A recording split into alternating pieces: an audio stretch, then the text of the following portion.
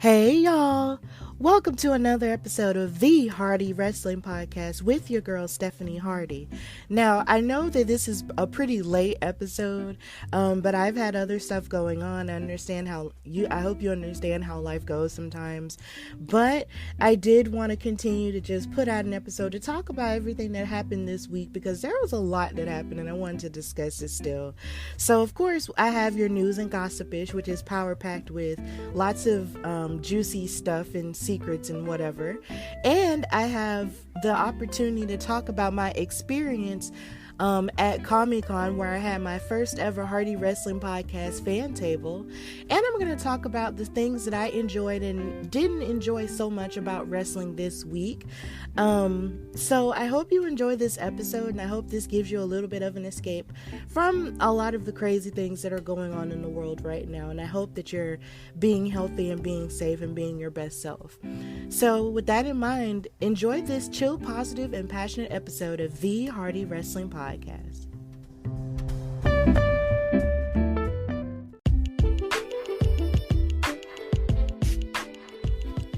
All right, so in news and gossipish, there was a lot that took place this week in the world of wrestling, on social media and in the news and everywhere else. So of course we want to start with one of my favorite superstars in WWE deciding not to renew their contract, and this is Cesaro, who used to be known as Antonio Cesaro, but then they shortened it to Cesaro.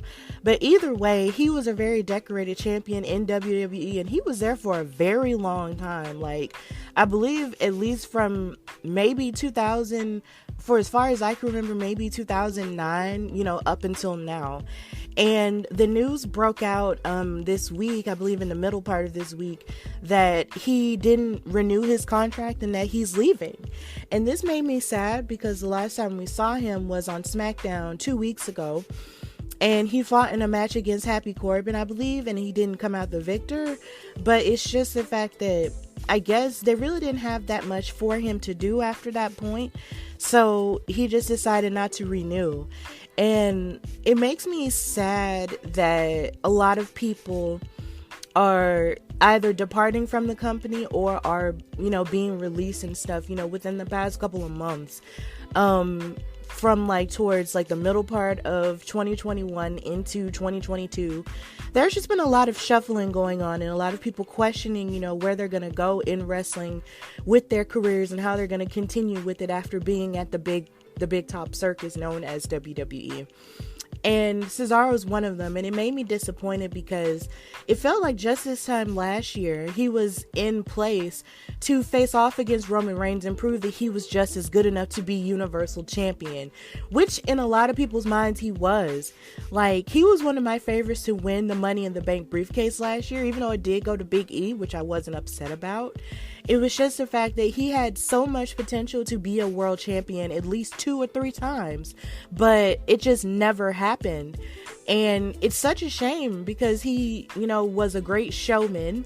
He was an athletic, super freak. He could lift people and lift things that were super heavy. I'll never forget the time he won the Andre the Giant Memorial Battle Royale at a WrestleMania, and he lifted that whole trophy by himself. He was just so strong and he was just so dominant after a certain point, but he wound up never being champion, and it's such a shame. But it's not really a shame because the wrestling market outside of WWE, is still very much open, so there's still so much for him to do. But there is a rumor, I can't confirm or deny this rumor, that WWE didn't make him a big contract offer. So according to Dave Meltzer, who we do still have to take with a grain of salt these days, that Cesaro leaving the company was more of a WWE decision than a Cesaro decision, since WWE offered him a deal that he did not like. And he also added that WWE's contract offer didn't approach the offers to Kevin Owens and Sami Zayn when the company convinced them to resign. And PWInsider.com also reported that Cesaro had left WWE after he and the company were unable to come to an agreement, and it was noted that there is no 90-day non-compete clause since his contract expired rather than him getting released. And then Meltzer followed up on Friday reporting that Cesaro had yet to receive an offer from AEW, although he didn't rule out the possibility of AEW making a play for him. And so I'm really disappointed, but like I said earlier, the grass is still, green for Cesaro wherever he decides to go. So I do wish him, the very best, in whatever it is that he decides to do. So yeah, Cesaro, me here at the Hardy Wrestling Podcast will always love you, and I'm pretty sure my listeners will always love you too. So it's going to be okay for him. Also in the news, we have AJ Styles re-signing with WWE. Now, apparently there's this huge rumor that he had a really big contract offer in terms of what he would be offered in terms of staying with, WWE. So he got a lot of compensation. According to Fightful Select, AJ Styles' WWE contract was set to expire in the spring or the summer, but he recently signed a new deal that is expected to pay him over $3 million per year. Boy, that sounds really hefty, and that sounds really nice. I would like $3 million right about now. That would be great, but it's okay. Fightful also reported that Styles will receive some additional perks as part of the contract, including extra bus travel accommodations. So, I believe in one of his interviews that he may have had, I believe on Out of Character with Ryan Satin, that he would want to retire with the WWE, which I don't necessarily see as a bad thing, because there's a lot of good things he's done in WWE. He's been a champion. He's been a WWE champion. He's been a tag team champion, and he does stuff that he, enjoys. And there are times where he also takes newer stars under his wing. So I don't necessarily feel that that's a bad, choice for him if that's where he wants to end his career, because, he is 44 years old. Not saying that that's old for certain people, but I know sometimes in terms of athleticism, a lot of people feel like, oh, well, that's too old and and maybe he's gonna wrap it up soon. But I'm not gonna say that, because he still puts on amazing matches. There are lots of people who are over the age of 30 who still put on amazing matches, like him and like Rey Mysterio and so many others. So as long as he's happy with staying with WWE, and if they want to give him more, then that's fine. So hey, AJ Styles is still at the Big Top Circus, and that's really all that matters. So yeah, that's great for him. Also in the news, we have Eric Bischoff not being surprised at the news of Cody Rhodes and Brandy Rhodes leaving WWE. So he said this on his 83 Weeks podcast. And basically he said he gave his take on Rhodes leaving the company. And this is what he said, quote, "I'm not surprised, not nearly as surprised as everybody else is, and it's not because I have any inside information or speak to Cody. Cody and I text back and forth every couple of months, maybe. I was more surprised that Cody left WWE." Let's think about that for a minute. You're 30 years old and on the biggest stage in the world in your particular industry. Yeah, you might be saddled with a character or gimmick you don't like, but guess what? You're making damn good money that you could probably retire on in 5 to 10 years if you're smart. But he was willing to walk away from that because he wasn't satisfied. It reminded me of his dad, which I think is a very deep thing to say, because Dusty Rhodes, that's the American dream, and his father, he was that guy. So they're both very much known for taking their own place and doing what it is that they want to do in their career on their own terms. So I know I was very surprised when he left AEW, in the sense that it's just, like I said in my last episode, this is a company that he helped start. And before he even started AEW, he left and he wanted to be taken seriously, more so as a wrestler than as a character that he was doing in the form of Stardust. And I appreciated that from him, and I appreciated him winning titles everywhere, like with Global Force Wrestling and doing stuff with Impact and also with the NWA and such, and then charting off and starting his own company, right? But I guess, with him, he just wanted to make a decision that felt a little bit better for him and be somewhere where he felt like he fit in a little bit more. And if he is choosing to go back to WWE, then I wouldn't be mad about it. WWE has already hinted a little bit about Cody Rhodes possibly returning to them on television, and I'll talk more about that and what I liked about wrestling this week. But Cody still hasn't said anything. He has still remained mum, and so has Brandy, so we just have to wait and see. But Eric Bischoff is Eric Bischoff, and he's gonna say what he wants to say, so it's whatever.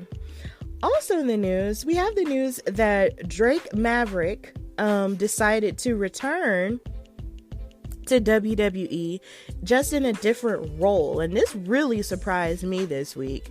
So basically, even though Drake Maverick has been let go by WWE twice and brought back into the fold a number of times, it was emerged earlier this week that he rejoined the company as a member of the Raw creative team about 3 or 4 weeks ago, and he since confirmed he rejoined WWE on his LinkedIn page, and he issued a new statement about his role. He said, quote, "I am pleased to announce that towards the end of 2021, I accepted the wonderful offer of becoming a part of the WWE creative writing team as a writer/producer. Some of my last appearances in ring for WWE fittingly happened in the UK, the United Kingdom. The last appearance of that tour was in my hometown of Birmingham, UK, United Kingdom, where it all started. My parents had seen me perform many times at arena shows, but never for the WWE. I finally was at peace with what I had accomplished in life and said to them both in the hotel with tears rolling down my face, beaming with pride, 'Mom, Dad, I did it.' My final appearance in the ring was in Louisville, Kentucky, which was my first home in the United States when I moved to the country in 2013. This writes itself, doesn't it? After a fun and entertaining match involving a cavalcade of stars, we returned to the gorilla position with smiling faces and a round of applause. That UK tour ending with that night in Louisville, Kentucky was the most rewarding week in my career.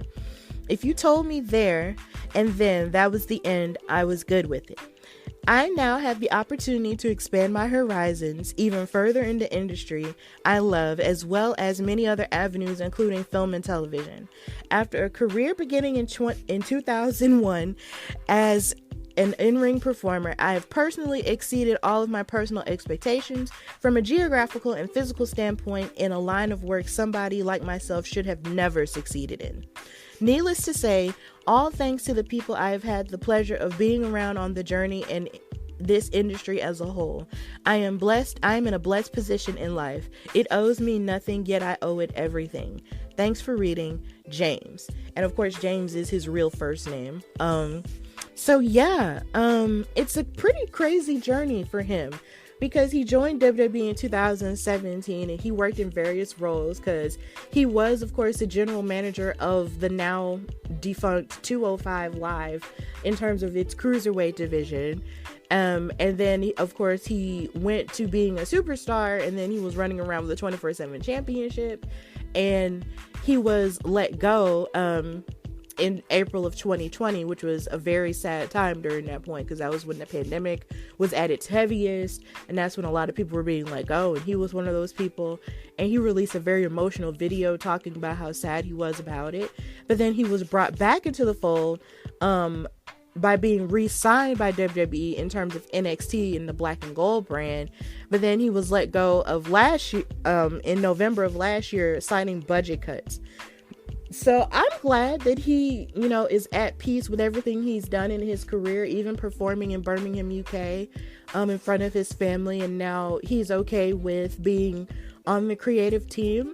And as long as he's happy, and as long as his family is happy in terms of his mom and dad, and also his wife, Renee Michelle, who I've had the pleasure of meeting and commentating for on the Belladonna division, then that's all that truly matters. Whatever works for them and whatever is healthiest for them is all that matters. So congratulations to Drake Maverick.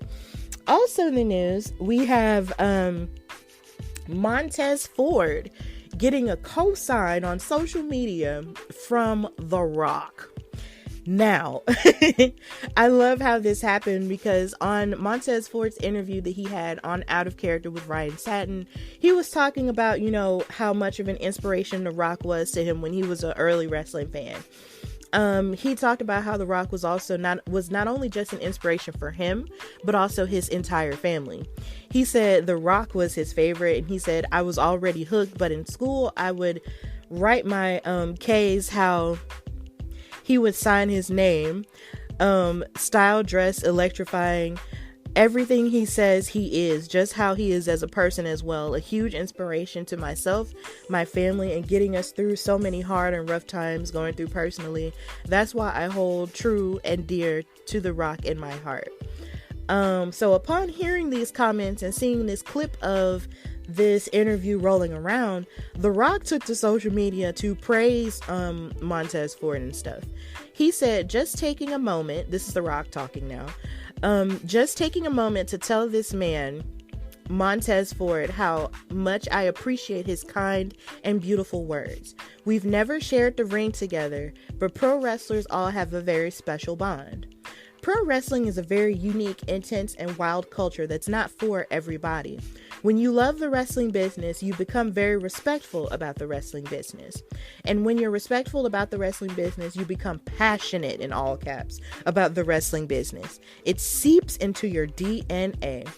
Fans can always sense who's passionate inside that squared circle and who's not. This man is passionate. We share that DNA. And he flies like the Superfly in terms of Jimmy Snuka.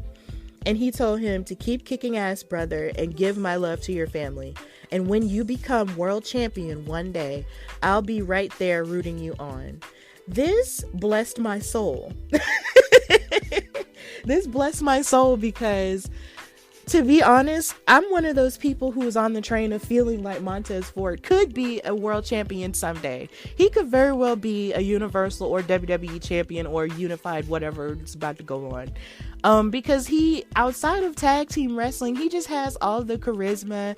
He makes you laugh. He's so goofy. He can sing. He just has so much charisma that just bleeds through the screen and makes you love him. So it's just I feel like Montez definitely has what it takes to be a future world champion. And the fact that he got co-signed by another great Black/Samoan superstar like The Rock just makes it even more, real for me. I want Montez to be champion. I don't know if it has to happen this year or next year or even the next 2 or 3 years. I don't care. As long as it happens at some point, then I will be so happy for that. And then the fact that Montez and Bianca, of course, are married. They're a married couple. That's a championship couple right there. Seeing the both of them hold titles together, hold world titles together, would just give me all of the life and all of the feelings. So big ups to Montez Ford for getting that co-sign from The Rock.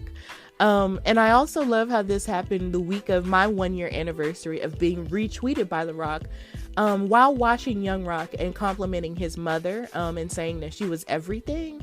And I posted it on my social media channels where he retweeted and quoted the tweet saying everything and continues to be, and saying that she is the true Rock of our family. That was one of the most beautiful moments of my life. I screamed, I almost cried, I embarrassed my sister in front of her boyfriend. It was a whole vibe, okay? But yeah, it's a vibe, and I'm so happy that happened for him.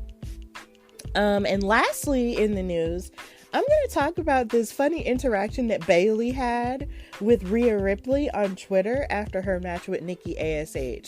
So, I thought this was really funny when I found it, because it was just girl, Bayley hasn't been seen on television, since she got injured preparing for her Money in the Bank match with Bianca Belair when she was SmackDown Women's Champion, right? And so we hadn't really seen much of her. So after that point, you would think that maybe she would chill out and sort of, take a break on Twitter or whatever, but she did it, and she's just been interacting with people, with various superstars on Twitter, and one of them was Rhea Ripley. She basically said, so do you want a new opponent at some point? Are you going to be tired of fighting the same people, or whatever? She was and she tweeted her and said, at Rhea Ripley, you ready for a new opponent yet or what?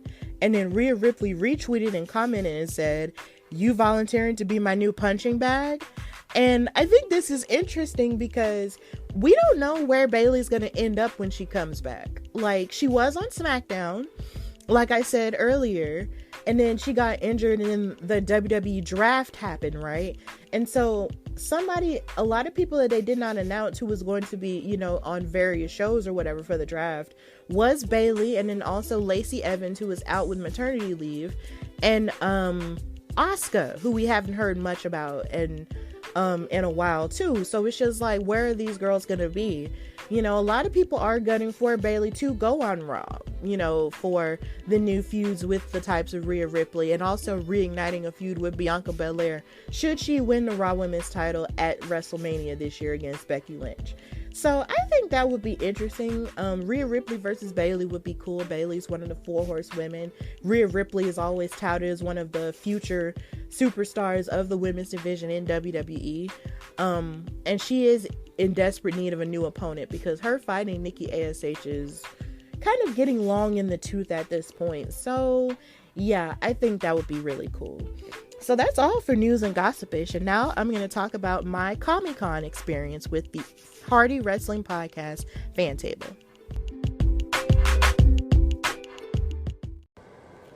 Okay, so I was sitting with my friends one day and they asked me, Stephanie, how do you record your podcast? And I said, with the Anchor app on my phone. And they were like, are you serious? I'm like, yeah, it's that simple. It is absolutely free. There are creation tools that allow you to record and edit your podcast right from your phone and your computer. And it will distribute your podcast for you so it can be heard on Spotify, Apple Podcasts, Google Podcasts, and many more.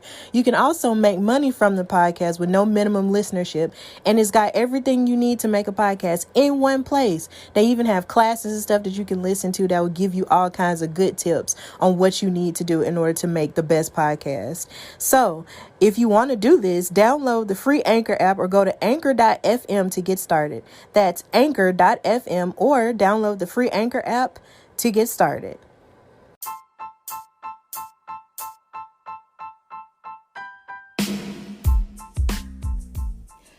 All right, so in this segment of the podcast, I want to talk about my experience at Comic-Con. I know I was really busy, I was really busy with a lot of things in terms of Belladonna Division stuff, and then also preparing for Comic-Con towards the end of January and stuff. So I didn't really get a chance to talk in depth about it because there was so much other stuff to talk about on my show. I was starting stuff off. I was doing interviews and all of this other stuff. So I didn't really get a chance to address, what happened for the podcast in terms of the exposure that I got at Comic-Con.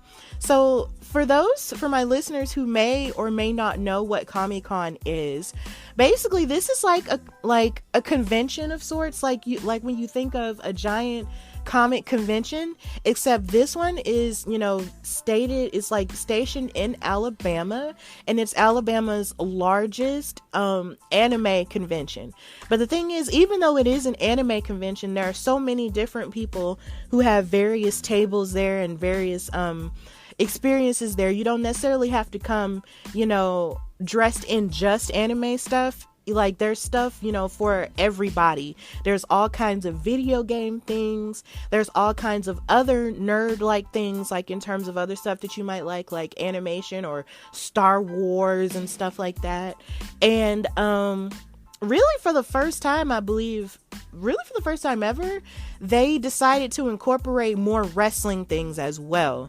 And I figured, since, the Hardy Wrestling Podcast is still very much a new entity because it's just 2 years old. One of the things I thought about doing, for this year in terms of expansion of notoriety for the podcast on a local and hopefully national standpoint, was having a table and getting the word out, to other people who might be wrestling fans, about the podcast. So I decided to apply for a fan table, in the later part of last year, and I got approved for it, and I was really excited. I was just like, oh my god, I got approved for this fan table. It's not that I thought that there was any reason why they wouldn't, but at the same time, you just never know. And y'all know me, I'm a humble being. So it's just like, I just didn't know what was going to happen. So when they said yes, I was absolutely thrilled. And like I said, they were incorporating more wrestling stuff into the Comic-Con this year. They had AEW's TNT champion Sammy Guevara there for meet and greets and for panels and stuff. And they also had his girlfriend Ty Conti, who's a star in her own right, there as well. I was actually able to ask them questions in terms of a panel. I was really nervous, but I did, and they actually Ty Conti liked my hair because I had in the blonde locks. If you may or may not seen it on my social medias, my pictures that I had of my blonde locks and stuff. So she actually complimented my hair, and I thought that was cool. So that was great. And of course, in terms of other wrestling, in terms of local independent wrestling, you had New Era Pro Wrestling. They had a wrestling show in the main part on the main floor of Comic-Con.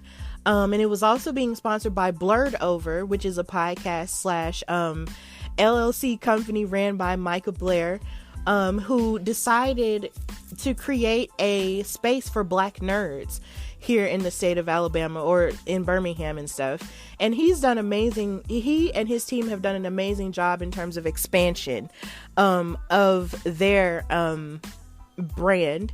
And they basically help to, get the word out about New Era Wrestling and their wrestling show that they were going to have at Comic-Con over the course of 2 days.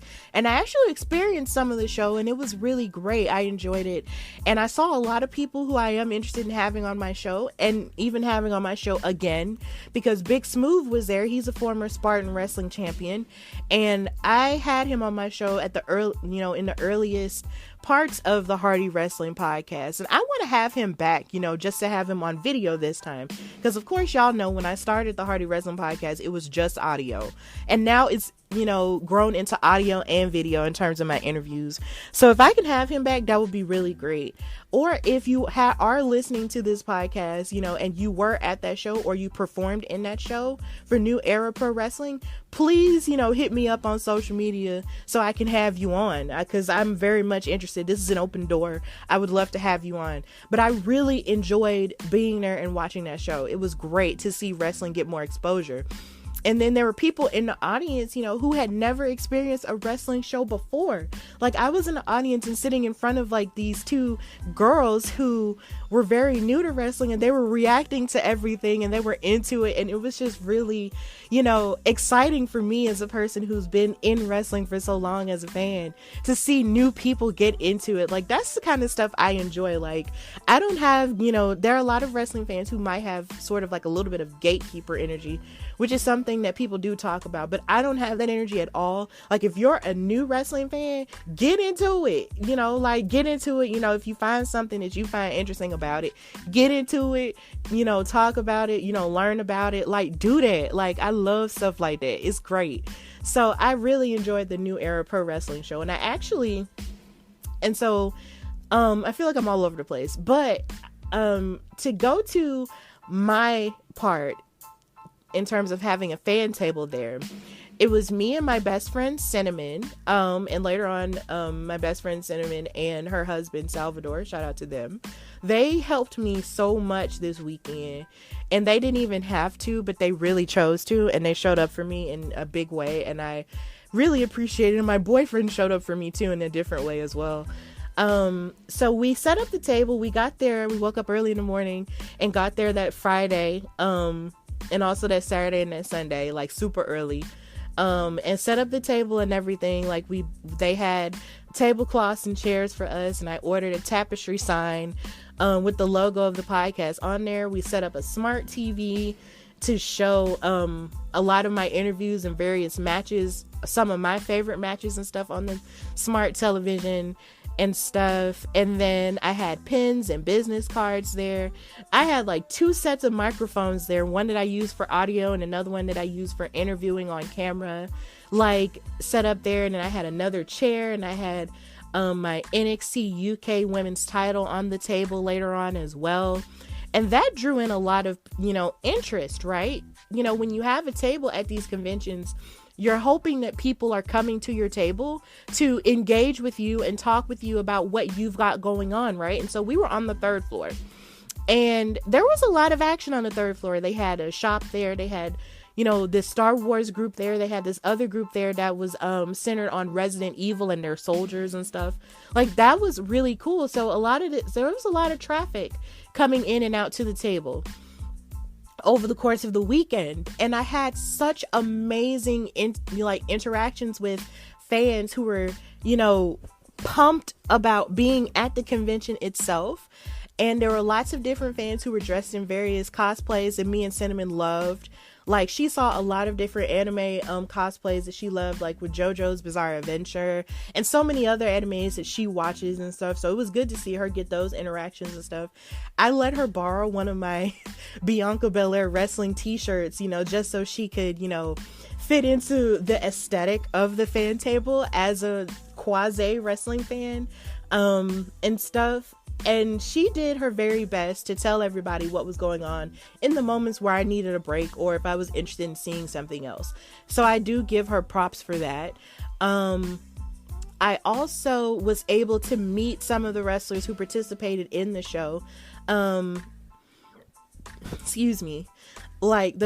I believe their name is the Fabulous Butterflies or something along that line, but they were a tag team and they were like very flamboyant and stuff, and they came to my table, and that was really great.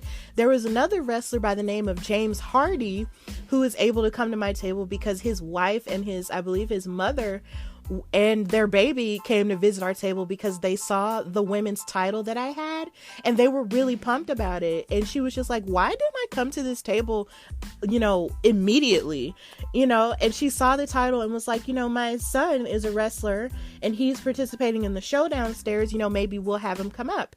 And then the fact that we share the same last name made it even better, because it's just like the Hardy last name is just really common. It's really common, in the South, I guess. And because I've never really, really seen any other people, with the Hardy last name in any other parts of the country, but definitely in the South. And then you have the Hardy boys, Matt and Jeff, they're from North Carolina. So it's just like, maybe just the Hardy, name is just huge. It's just meant to be this big deal in wrestling, right? So to meet, their family, and to meet his now 5-month-old baby, Ophelia, who I'm calling my cousin now. She was the most beautiful baby. Oh my God, guys, I love babies. So it's just like, to be able to meet her and hold her, like, that was just the coolest thing on the planet. Like, oh my God, like meeting everybody was just so cool. And even meeting people who either were wrestling fans, in their past, or got into wrestling in different ways, like through video games or watching it when they were younger, or their parents or grandparents watched it and stuff like that. Like, that was really cool too, because I got to have conversations with some of those people who were really young, who looked like they could have been maybe as young as my sister, or a little bit older than me, or around the same age as me. Those were the conversations I was living for. I had a really great conversation about wrestling with this couple who I believe lives in Pleasant Grove, and they were dressed as Shigo and Dr. Draken from Kim Possible, and that was just a really great conversation. Like, I believe they either used to watch wrestling or never really watched it before full on, or they got into it via video games and stuff. And I was telling them all the reasons why they could watch wrestling now and how big wrestling is and stuff. And they just enjoyed the conversation so much. And it was just really good to have.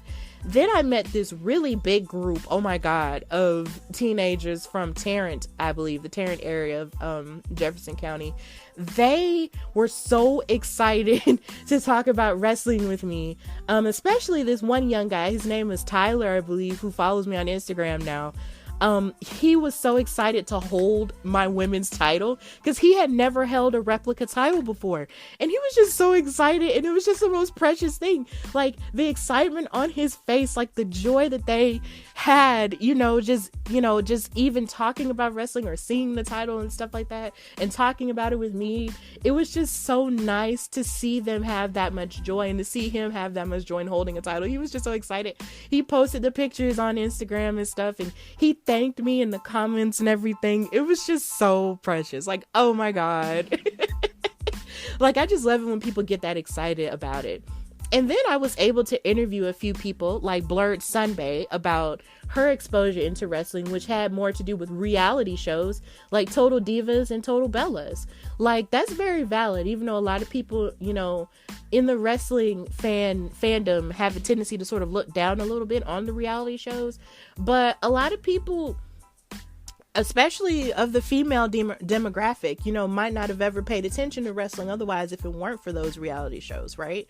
So like I said, like, that's where I feel like the gatekeeping behavior really has to stop, because all of the new ways in which WWE or other, you know, wrestling promotions like AEW seek to pull in a new audience, like with reality shows and stuff, like, that counts, because that interests a lot of people. You know, there are a lot of people who might be interested in relationship stuff, or like, you know, other ventures of stuff on television, who might not know a lot about wrestling, but they'll learn about it through those reality shows. And that's how Blurred Sunbae got into it. And she was dressed up as Flo. She was working, I believe, photography for Comic-Con, and she has her own platform called Blurred Sunbae. Please follow it on Instagram and Twitter if you find her. And she was dressed up as Flo from the Progressive commercials. And we had a really intelligent conversation about that. And it's on my YouTube, on the Hardy Wrestling Podcast YouTube channel. That interview is up there. And then I also got to have another interview with Derek Huffman, who was at the Blurred Over table. And he had such strong opinions about where wrestling is headed now. And also in terms of the women's division with Ronda Rousey. And we got to talk about that at the table too. It was a really long, great interview. So that's on the YouTube channel as well. So please look that up.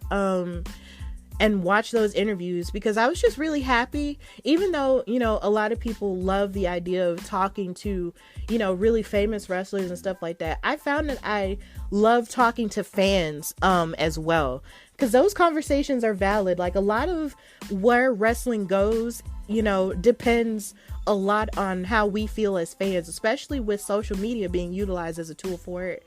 Like, I love talking to fans, and I loved having those experiences, you know, at Comic-Con. And I love that so many people came to my table and visited and took buttons and took my business cards and took pictures of the table and stuff. And there was even this one lady who came and took pictures of my business cards and took pictures of me and asked me, how come I've never heard of you if you record here in Birmingham and / Fairfield or whatever? And I was like, I don't know.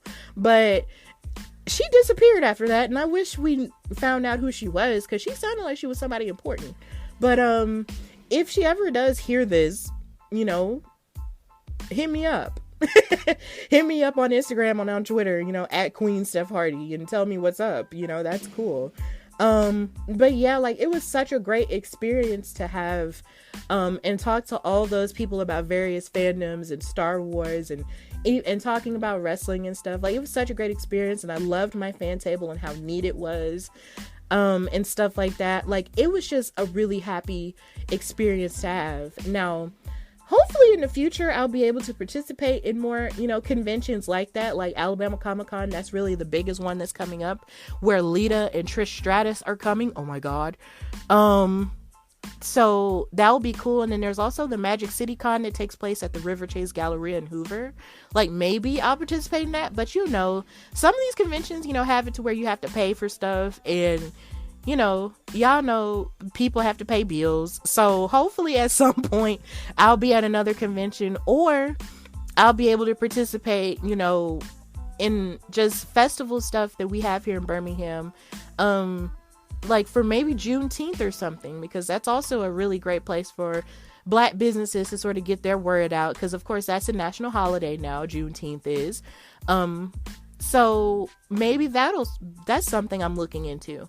But you know, it was a really great experience to have.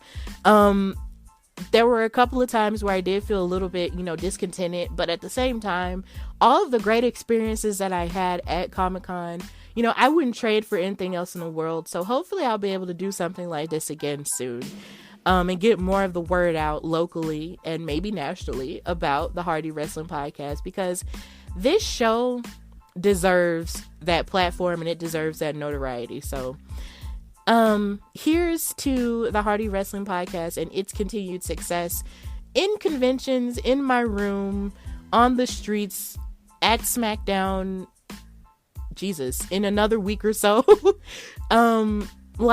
Hopefully maybe I'll be doing interviews there with fans. So if you're outside after the SmackDown show, and if I do decide to do interviews there, come visit me. I'll be the girl with the giant light on, hopefully, and a microphone talking about what's going on, and hopefully I'll be live or something. But if I don't do it, don't be sad.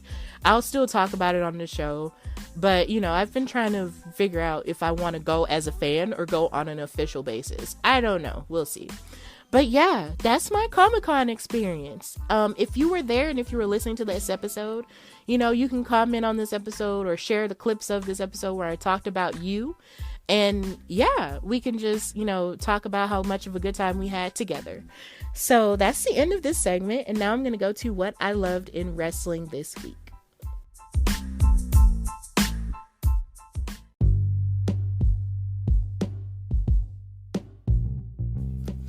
All right, so something different that I'm going to be trying with this podcast is that I'm going to actually talk more about the things that I loved in wrestling on various wrestling shows, as opposed to doing like full on recaps. So hopefully, if you like this format, please let me know. But if you don't, then that's fine too. But I'm just going to try and talk about all the things I loved on various wrestling shows throughout the week. And we're just going to go into it. So first off, I'm going to do Raw, of course, because that's just the first, that's the first show. So I'm going to talk about what I loved. I loved the interaction that Becky and Bianca had, Bianca Belair and Becky Lynch had, on Raw after, Bianca came out victorious in the Elimination Chamber match. So now she is set to face off against Becky Lynch for the Raw Women's title at WrestleMania. So this promo was pretty fire in the sense that Bianca came out and she was set to have a match with Doudrop afterward, and she was really, talking about how excited she was, to be able to go to WrestleMania again and make that opportunity for herself again, and stuff like that, and just how confident she is going into that, right? So here comes Miss Becky coming to the ring or whatever. And she starts talking to her about, how, cool it is that you had that you won or whatever. But at the end of the day, I'm still better than you because I beat Lita, somebody I loved. So you can only imagine what I'll do to somebody that I despise. And she flat out said, I don't like you, Bianca. I can't stand you. And she was talking about how she was the first one, to main event WrestleMania in terms of her Ronda Rousey and Charlotte, because of course they were the first women to main event WrestleMania, which is a good thing. But it's so funny that she was doing that and also riding the old horse of beating Bianca Belair in 26 seconds at SummerSlam or whatever. And Bianca was saying, yeah, you may have main evented WrestleMania, but I actually did it better, which is true. Which is 100% true. Because when you think about Becky Lynch and Ronda Rousey and Charlotte, this is no discounting to those three women, because I'll never tear down women or whatever. But when you look at the match was good, but the way that it ended wasn't as decisive. Because of course it was this weird, cover that Becky Lynch had on her where a lot of people were debating whether or not Ronda had both her shoulders on the mat. It was just a lot going on, but we were sort of forced to go along with the idea that Becky won fair and square, and she became Becky 2 belts after that, right? Whereas with Bianca and Sasha Banks, that match was really great, even though it was those two women, and the buildup may not have been as spectacular as the buildup as the triple threat was, but at the same time, they made lemons out of lemonade, like us black women tend to do all of the freaking time, and made that match one of the best matches of the year, regardless to whatever awards that people like to give out for best matches of last year. That was one of the best women's matches of the year. And on top of that, they made history as being the first two black women to main event a WrestleMania. You know how long that took? a really long ass time. So before, Becky has a tendency to talk about, oh, well, my main event was better than your main event. No, let's talk about the idea that Bianca and Sasha made more history than, that one that you were in. And then on top of that, it actually gained more success in the sense that it won lots of attention. It allowed Bianca and Sasha to be the most searched women on social media outlets like Twitter throughout the year. Towards the end of the year, they did that. And then on top of that, they won the ESPY for Best WWE Moment. That women's main event that Becky participated in did not win that ESPY that year because Roman Reigns, came back with his announcement that his cancer was in remission, and that rightfully won the ESPY that year. So Becky loves to ride that horse and talk about how she was the first one to do blah, blah, blah. But really, Bianca and Sasha's main event was the better one. And it was more decisive in the way that Bianca beat Sasha Banks with a KOD and with a whip of her braid and covered her for the 1, 2, 3 and decisively won that. You can't, it's like when you go back in history and look at that match, there is no questioning Bianca's winning streak and how she won that match. She won it fair and square. So there. And then she loves to bring up the 26 seconds. Like, ma'am, that was your first match since you had your baby. So no one, okay, you beat her in 26 seconds with a busted ass rock bottom, which is what I call it. And I'm never gonna call it the manhandle slam. It's a busted ass rock bottom, but whatever. Bianca was just here to let Becky know, like, how all this stuff about you talking about all of that was just trash. And plus, on top of that, Becky was also trying to talk about how she told her to go to the back of the line or whatever. And Bianca went to the back of the line, but when she went to the back of the line, she went in with an intense amount of focus and decided to beat everybody that she came in contact with, including Charlotte, who was on there, including Liv and Doudrop and Zelina and Carmella. She beat that entire women's division and did what she had to do to work her way back up to the top of the ladder. So she went to the back of the line and worked her way back up to the front of the line, boo. She is the front and not the back. She is the head and not the tail. She is above and not beneath. So y'all ain't finna play Bianca. Bianca is in this she may not be in the main event for WrestleMania this year for the Raw Women's Championship, but you best believe that this is going to still be a good match. It is going to be decisively won by somebody. Hopefully Bianca, because she deserves her revenge. And she wound up beating Doudrop later on that night too by lifting her up and hitting her with the KOD yet again, which proves that she is the strongest. And while Becky was on commentary that night watching this match, she didn't interfere for once in her life. And she watched as Bianca was dominant over Doudrop. But this match between Bianca and Doudrop was really good. Even though we've seen them fight multiple times before, it was still really good and really intense. So big ups to Doudrop, but Bianca came out the winner. And Miss Becky was bothered. She was upset. She tore off her headset after the match was over. And then she had to just, pose and posture on top of the commentary table with the title. Because you better bask in however time left you got with that title. Because, ma'am, you finna lose it. But whatever. Another thing that I liked about Raw was Tommaso Ciampa and Finn Balor being a tag team against the Dirty Dogs. Now, this, of course, fed into the feud that Ciampa and Dolph Ziggler had in terms of NXT 2.0, in terms of them trying to figure out which one of them was going to face off against Braun Breaker for the NXT title.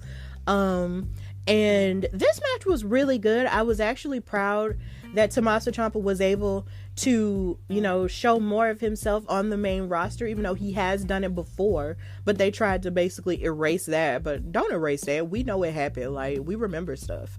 Don't do that. They stay trying to make it seem like we dumb, don't remember stuff. But whatever. This match was really good, and then seeing Finn Balor come back and be his partner was really good too. It was almost like old black and gold NXT times. It was great. But then, of course, this would turn out, to bite them in the butt on Tuesday night on NXT 2.0. But Ciampa and Finn Balor wound up winning. But I felt like Ciampa wasn't getting a lot of interaction from the crowd, which made me a little bit upset. But then again, you can't really be as upset because everybody doesn't watch NXT 2.0 like that. they're still growing their casual audience, I guess, but still, it was a little bit upsetting. They got very excited for Finn, but didn't get as much pumped for Ciampa, but it's okay. So that was another part that I liked about Raw.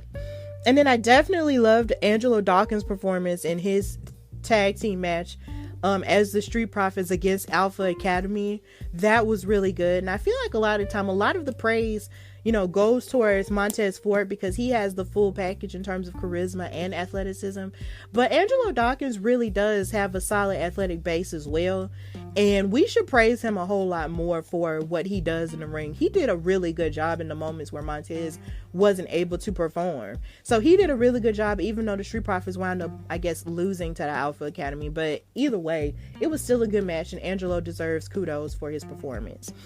And I also liked RK Bro versus KO and Seth Rollins. I guess because of the idea that this match was also really good, but it begs the question, what is going to happen with RK Bro now? Because they were so dominant at first, and now they're on the struggle bus. And does this mean that maybe Randy will turn on Riddle, or maybe Riddle will turn on Randy, and then maybe they'll have a match at WrestleMania? Which I wouldn't be too mad about, because you have Randy Orton, who is one of the best of the modern era, going up against Riddle, who is such a great competitor in terms of what he offers with his mixed martial arts and wrestling background. So I don't know, but that was really cool. Those were the parts I liked about Raw. Now, the parts I didn't like so much about Raw was Nikki ASH and Rhea fighting for the umpteenth time. Like, a part of me, I want Rhea to fight someone else. And I was hoping, like, maybe the mystery person in the Elimination Chamber probably could have been maybe Raquel Gonzalez. Because a part of me feels like, what else does Raquel Gonzalez have to do in NXT? It's like, she's won the NXT Women's Tag title. She's been NXT Women's Champion. And I know now she's participating in the Women's Dusty Cup with Cora Jade now. But at the same time, girl, what else you got to do? Like, bring her up to the main roster and let Rhea feud with her on Raw. Like, that would be amazing. But it's like Rhea just keeps fighting Nikki ASH, and it's just like, okay, how long are we going to keep doing this? Like, I'm tired of it, low-key. Like, I want Nikki ASH to fight somebody like Mighty Molly. Like, bring Mighty Molly back. Because her and Nikki had an interaction at the Royal Rumble, which I think is worth, feeding into a little bit. So if Mighty Molly could come back and fight Nikki ASH and see who's the superior female superhero, then that would be really cool. But, I'm not in charge of this. And another thing I didn't like was Logan Paul being brought in as a part of the Miz's tag team feud with the Mysterios. Like, why? I'm sick of Logan Paul. Him and his brother. Like, they're not the best people. They are not the best people. And I guess you're trying to do this to try to pull in social media clout or whatever, but he's just not. And that's all I'm gonna say. And I'm pretty sure you could do a quick Google search to figure out why him and his brother are just not to me. And then last year, he got stunned by Kevin Owens. You would have thought that would have been it. But I guess he's a glutton for punishment. So, yeah. That's everything that I liked and didn't like about Raw. Now, in terms of NXT 2.0 and everything I liked about it, oh my God. I loved how Cora Jade and Raquel were doing their training thing, and they were doing more so of what Cora would have wanted to do in terms of, doing zip lining and rock climbing and stuff like that, which is something that I can definitely picture someone like Cora Jade doing. And Raquel was being very vulnerable with Cora by telling her that she's actually afraid of heights.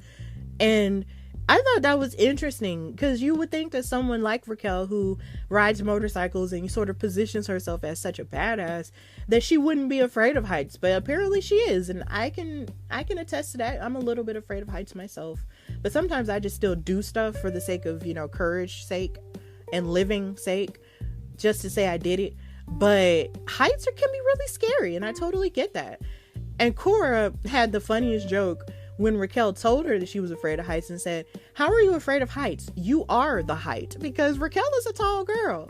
So that was funny, but it was good to see them, rock climbing together and doing zip lining, because zip lining is fun. I actually did that years ago. at Girl Scout camp with my cousins. I wasn't ever a Girl Scout, but they I guess they had like a thing where you could bring guests or whatever. And my cousins brought me to Girl Scout camp and we did zip line it and it was fun. So yeah, that was fun to sort of see them do that. So it was cool. Also, another thing that I liked about NXT 2.0 this week was the fact that Toxic Attraction had their own Toxic Lounge while they were watching the Women's Dusty Cup to see who's going to qualify later on to face Gigi and JC for the Women's Tag Team titles. And I loved how Mackenzie Mitchell, who was like their backstage interviewer correspondent, was sitting in the lounge with them, and she had on this really cute outfit that almost gave off the impression that she could join them at any point. Like, that was really cute. I was just like, girl, you look cute. Why don't you join? But then again, Mackenzie doesn't give off toxic vibes to me, so it's okay. Then I also liked when the NXT North American champion Carmelo Hayes and Trick Williams came out there. And Trick Williams came out there dressed in a very beautiful HBCU Proud jacket. And also I want to say congratulations to him because he got engaged, I believe, a week ago to his fiance, and they were a beautiful couple. They posted on the socials and everything, so congratulations to him. She is so lucky because he is hot. But yeah, like, congratulations to him. And just the fact they came out there in their HBCU jackets, it was just really cool to see that type of representation on NXT television. That was cool. And then I also loved how Pete Dunne came out there and talked smack to them in his own cool little British Birmingham, UK kind of way. Like, what are you on? Like, it's just so cool. I love it. I love Pete Dunne. And then something else that I really loved about NXT 2.0 was the debut of Nikita Lyons and the craziness on social media because of it that ensued because of her debut.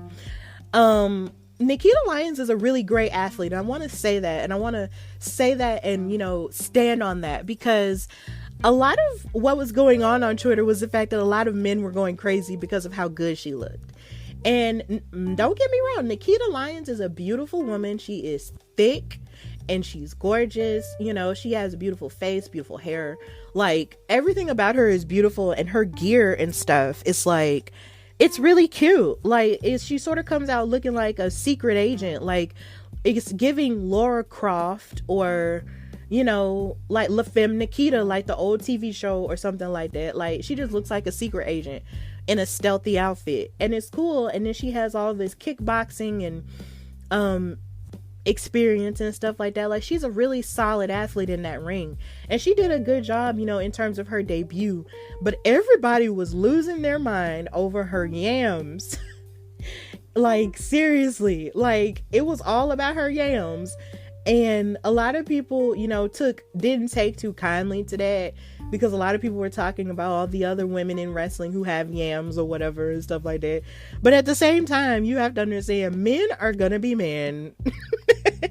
And women are gonna be women, of course, if you're into women. If you're a woman and you're into women, you know, men and women are gonna be women. And it's just, if someone's beautiful and if someone's attractive or curvaceous in that way, and if that's their type, and if it's on a national platform, they're gonna talk about it in that way. So, I mean, Nikita Lyons is yamtastic. Like, she's Miss Ma'am with the yams. That's my new nickname for her, because everybody just went nuts for her, and it was just so funny to me. But yeah, she's also a really solid athlete, and she could very well, you know, go far in wrestling, you know, with that. So her debut was solid. Her athleticism was solid, and she looked good doing it. So that's okay. Miss Ma'am with the yams. And of course, at the end of NXT 2.0, they had their match, Dolph Ziggler versus Tommaso Ciampa, to become the number one contender for the NXT championship. And this match was really good from top to bottom. It's what you could expect from an NXT level show. And Dolph Ziggler is someone who deserves more praise, you know, for everything that he does in terms of wrestling, because he's such a good wrestler, right? Like, his athleticism and everything he's accomplished in the WWE, it's really great. And it stands to reason that he kind of deserves this opportunity to fight for this title that he never really fought for before in terms of NXT. It's really interesting, though, that he was doing such a good job in this match against someone like Ciampa, but yet he decided to utilize his dirty dog brother, Bobby Roode, to cheat. Like, that sucked. I was just like, bro, like, why did you have to cheat? Like, you didn't have to cheat. But it's whatever. And now it's going to be a tag team match between the Dirty Dogs and Ciampa, and I believe Braun Breaker, this coming week on NXT. So that was okay. But I have to talk about something really deep that I hated on NXT 2.0 that I'm really starting to resent, not only just in wrestling, but just across the board in pop culture as a whole, even on TikTok. Of course, they have this tag team in the form of Josh Briggs and Brooks Jensen. And something that they've been sort of struggling with is sort of getting, I believe, is Brooks Jensen to try to ask out Kaden Carter because he has a huge crush on her. And this week they had them, do like a video thing like for dating apps or whatever. And one of them, and, Brooks Jensen had to talk about, who he is, in terms of this dating app. I've never participated in dating apps. I don't know what that struggle is like, but I'm sure it is kind of awkward to sort of put yourself out there online like that. And in some cases it can be very risky. But something that I hate that they're doing with both of these characters is just the fact that since one of them, I really believe it's Brooks Jensen. It's like, since one of them is from Alabama, which is where I'm from as well, they keep making incest jokes. It is the most annoying thing on the planet when you are from Alabama and you watch stuff on television that includes Alabama. And of course, they use Southern people, and sometimes Southern black people, Southern white people, whatever. But mostly when it comes to Southern white people, they always use the joke of incest. And it's just like, it's so annoying. Like, I understand that Alabama at times can be on the struggle bus when it comes to various things like politics and holding itself back and not letting itself move forward, like our struggles with education and our struggles with various other things, and sometimes it feels like two of the things that we excel in the most, or at least three of the things we excel in the most, is either wrestling or definitely football, because Crimson Tide tends to be dominant in college football seasons almost all the time. I get that. And we tend to be dominant in music too, because hello Muscle Shoals, hello Pastor Mike, hello Flo Millie, hello Alabama Shakes and Brittany Howard, hello Gucci Man, even though he doesn't want to claim it. We tend to be successful in a lot of different other areas. And even in wrestling too, you have Teddy Long, you have Sensational Sherry, you have Bray Wyatt, who went to college at Troy University, you have like so many various other people in wrestling who've made history, from Alabama. And then of course you have me, because me. But the idea that y'all in pop culture keep coming up with incest jokes as the only thing for you to talk about in terms of Alabama is really getting old. And I'm sick of it. I am so sick of it. And if you ever hear me like talk about it, or if you hear, and if this clip goes to like circulating or something else like that, where you hear me talking about how much I hate incest jokes in Alabama, like if you're a comedian or if you're anybody else on social media who make jokes about Alabama, find something else to joke about. Because the people of Alabama are way more awesomer than just your stupid incest jokes.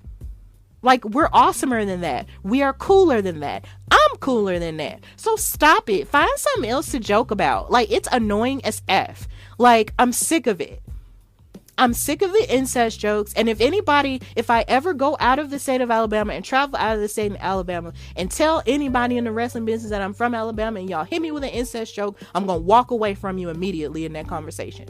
I'm sorry. But I genuinely try to be positive a lot of the time when it comes to wrestling. But if I ever go up north or anywhere and y'all do an incest joke at me, I will walk flat away from you, and maybe depending on what mood I'm in, I might just cuss you out. I might do it because I'm sick of it. Find something else to joke about when it comes to Alabama. Find something original. Like, we originated white barbecue sauce. Talk about that. We have great people that come here from Alabama in spite of it being ratchet sometimes. Talk about that. Talk about something else. Anything else except incest. Please. Jesus. Either way, that's something I didn't like that happened on NXT 2.0. But moving on, there's something that I really liked on AEW Rampage.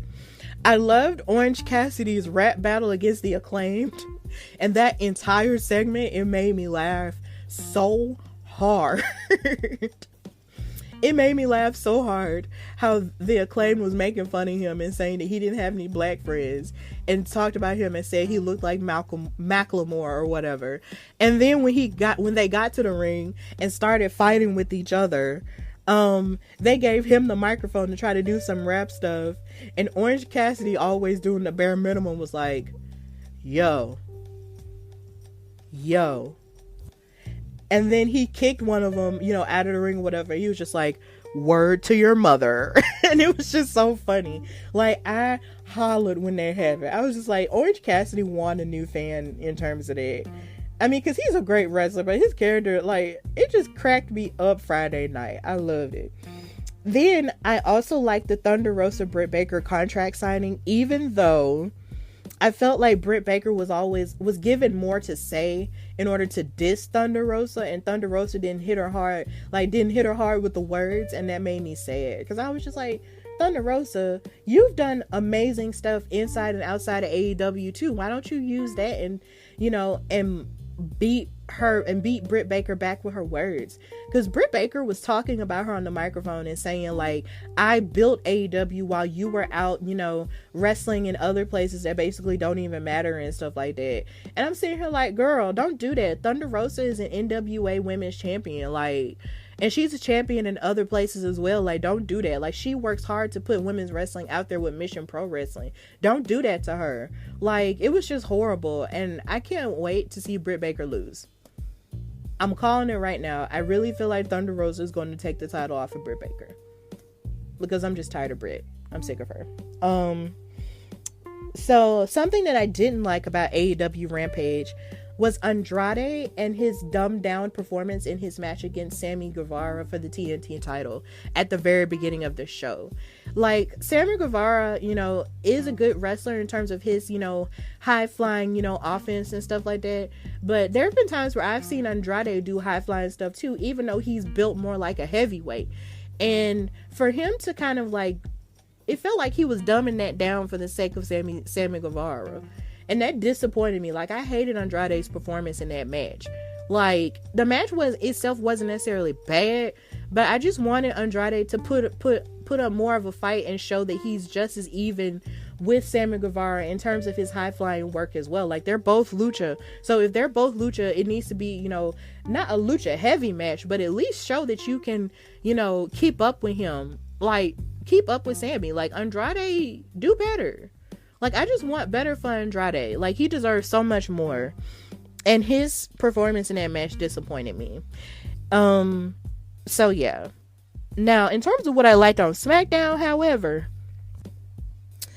I loved Ronda Rousey's motivations for why she decided to come back to WWE in terms of being a hero for her daughter and proving that you can do it all, just like her mom did when she wanted a championship, I believe, in judo, while also being a single mom and taking care of her and her siblings, because of course Ronda's father passed away, and I thought that story was really good. The only thing that I felt weird about was the fact that Ronda was saying all this stuff but didn't say it with a whole lot of passion. Like, she was talking like it was like a dead conversation of whatever with Michael Cole. But I still liked her motivations behind why she came back and won a Royal Rumble. So that was cool. And I also loved how Pat McAfee held it down on commentary by himself while Michael Cole was interviewing Ronda in the ring. Like, he showed that he really can hold it down, words wise. Like, I love Pat McAfee and everything that he does for wrestling. Like, he's amazing.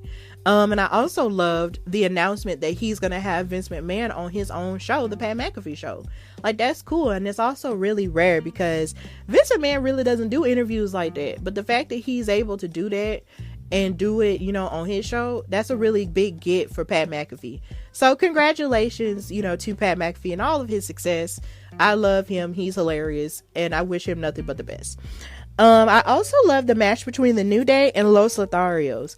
This match was really good, and I also want to give a big ups to Kayla Sparks for being the girl that Los Lotharios decided to kiss on the kiss cam, while also being on Rampage and fighting as well. Like, that wrestling magic is really cool, y'all.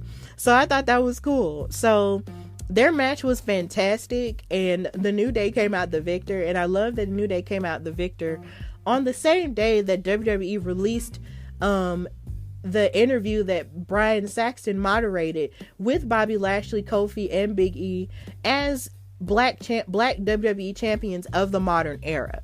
Like, if you haven't checked that out on YouTube, I definitely recommend you do check that out, because Byron Saxton did a really great job moderating it.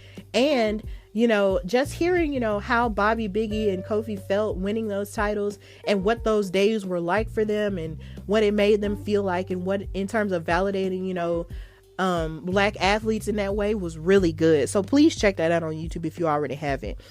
But it was great to see them have a stellar match with Los Lotharios. So yeah, that was good.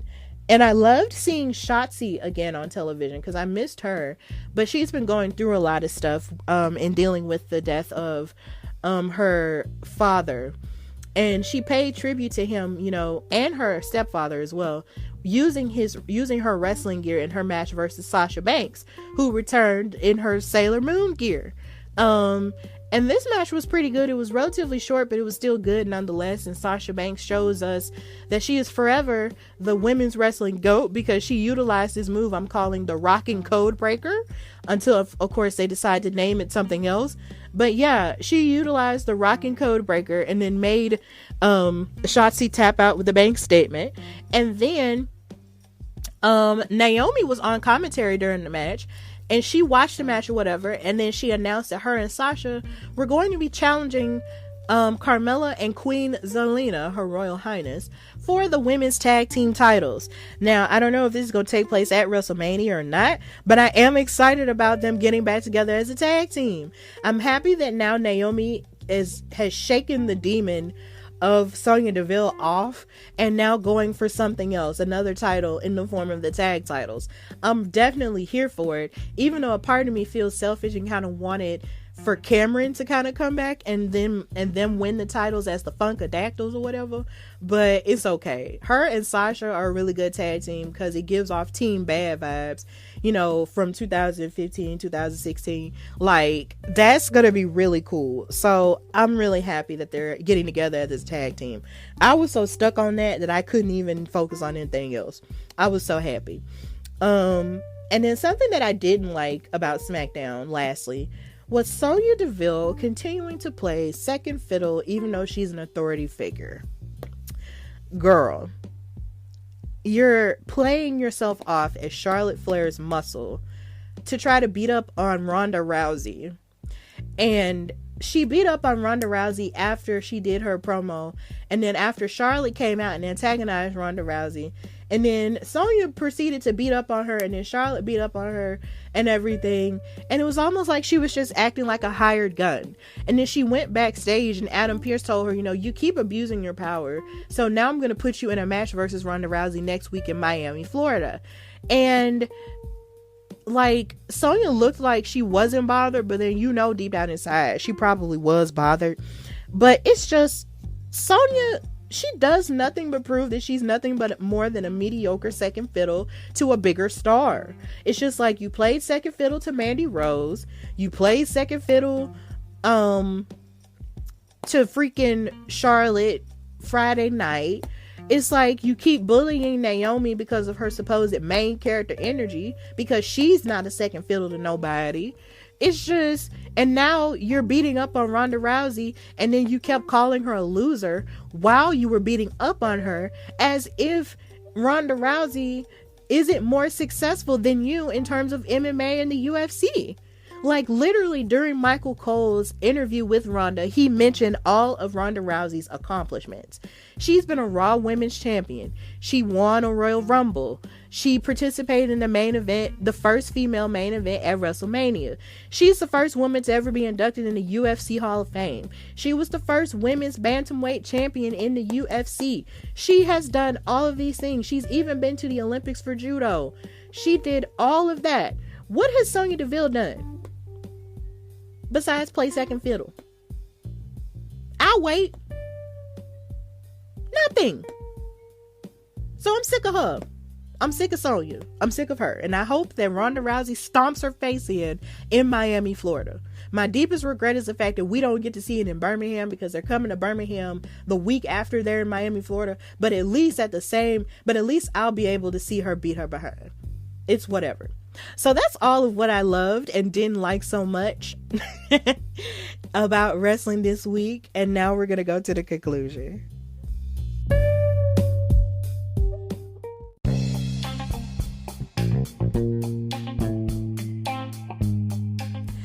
All right, so thank you for listening to this new episode of The Hardy Wrestling Podcast.